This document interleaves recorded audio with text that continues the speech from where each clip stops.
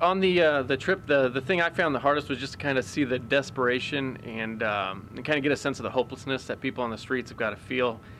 And I was, though, encouraged to meet people who are serving God and doing it with such passion and joy and energy. And I just kind of hope that what we were able to do down there was kind of encourage them and give them a little bit more energy and joy.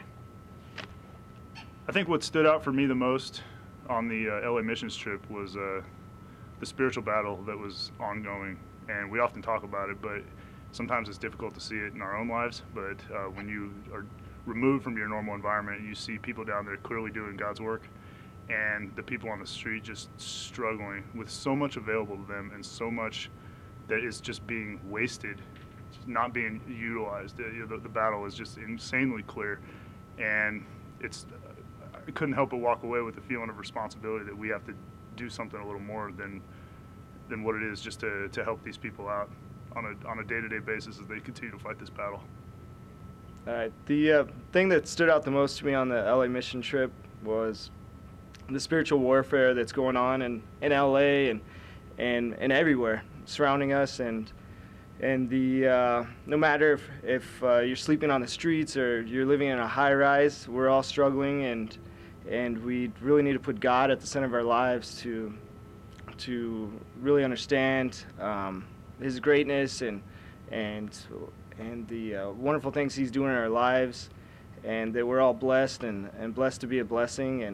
And it really broke my heart to see people, and they're thirsty. They're longing to know God, and no matter if they're laying on the streets or driving by in a nice car and with a nice suit and a great job, we're all struggling, and we all need God in the center of our lives, and I think that really hit home the most on this trip.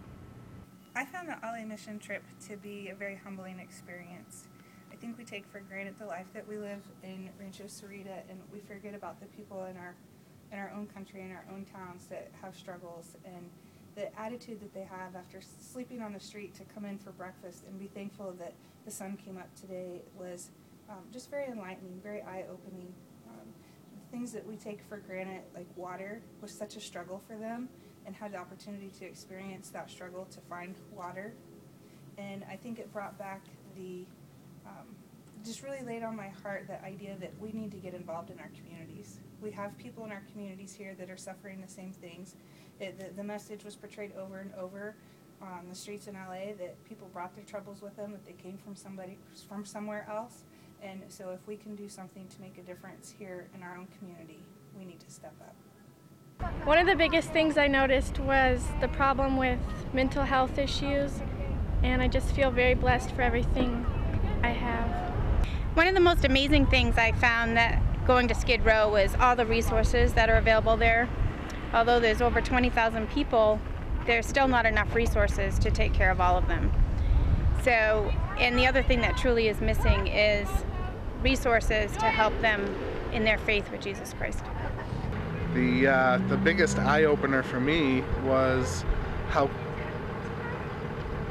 Skid Row is like smack dab in the middle of one of the wealthiest places in the world, and literally walking distance to the financial district of that wealthy city. The difference that could be made just by a little prayer and a little compassion just from that one area would be amazing. So I guess that's probably the one thing I think we could do to help is just pray for that. So my biggest takeaway was that God uses us to answer prayers, and sometimes we are His hands and His feet. And Sheila at the LA Missions gave us these bracelets. That's Philippians 4:13, which says, "I can do all things through God who strengthens me." And we were an answer to her prayer. And there are people who are answers to our prayers. And I know that God has blessed us to be a blessing. And I just pray that He can use us to answer more prayers. One of the best things that I took away from the trip was the day that we had to ask a homeless person out to lunch and just hear his story.